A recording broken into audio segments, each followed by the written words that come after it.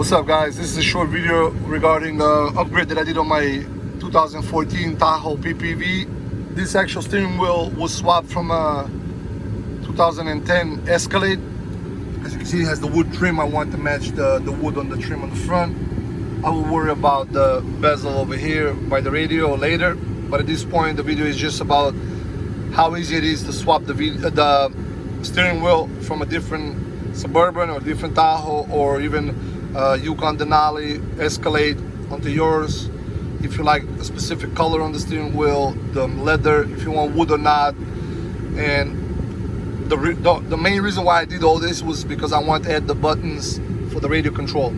Instead of cutting like many people do, cutting the back plastic right there, trimming it, and then installing the buttons that they would buy used or aftermarket from the dealer, regardless.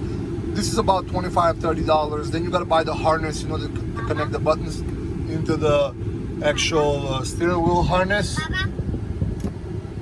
Then it's gonna cost you about $40–50. I went with the easier route for me, without cutting, without trimming. I purchased the whole steering wheel for about, it was $90 on eBay. It does look a little bit worn out on the front from my use. It was in a way better condition when I got it, but right now, with using it, I guess it's deteriorating. But regardless of that, I just like the feel of it. And to remove this, you have to unplug the battery. Please disconnect the battery of the car so you save yourself the headache in case the airbag deploys or you get the light on the dash.